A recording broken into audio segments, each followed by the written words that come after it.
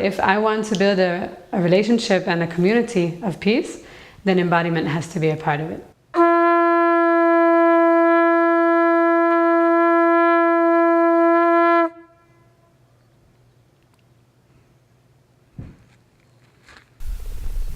שהכל בלמידה והכל בזמנו,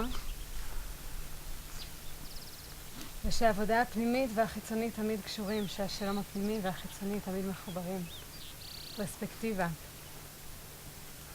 להיות החיבור הזה בין אדמה לשמיים. ולעשות הכל ברינה.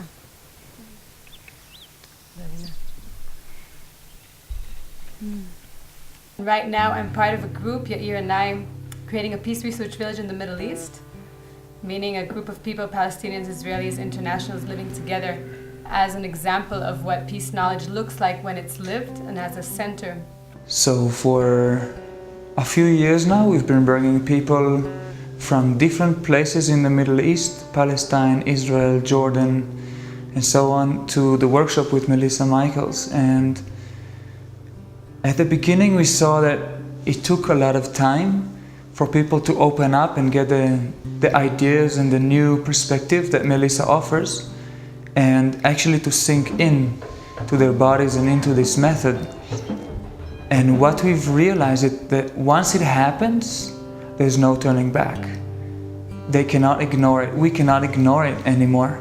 We cannot go back into our life and just separate again our head from our body, for example. It just doesn't work.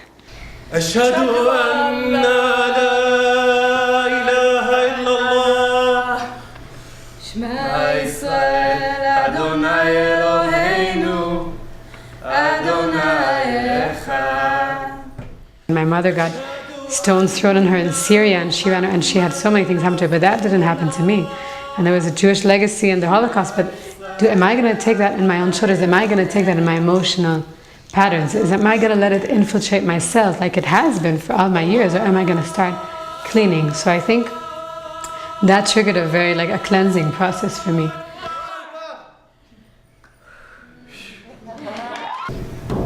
Here we are venturing in, listening to the information of our bodies, understanding our own emotions, finding new pathways in order to venture out.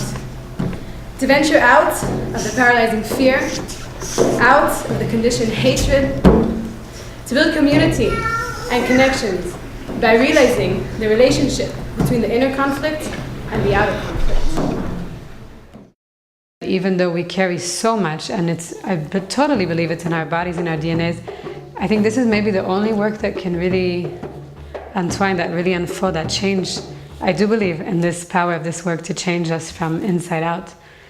And that has been maybe the most powerful, that since then I could be with a much, much bigger capacity to hear all different narratives, all different stories without being so triggered and without being so reactive. It just moved, it gave a lot of new space for holding what needs to be held. Because I think that's one of the most important things in my work is non-identification. Like empathy is there, but I don't get all triggered and all worked up with all of this. My capacity to just hold and hold and hold stories of people and processes grew so much, and to me that's from this work.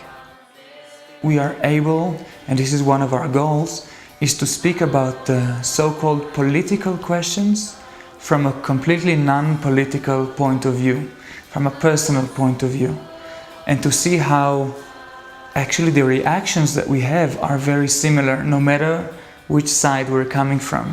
We all get tense, for example, when we speak about if someone else tries to take what I think is mine. And this is something more universal.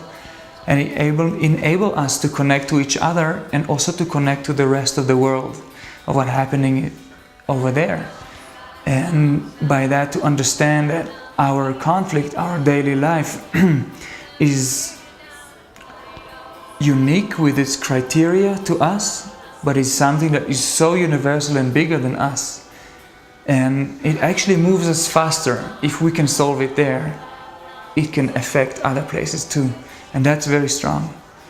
We're basically walking together. And we're walking together, trying to surf together. Trying to surf a creative life, try to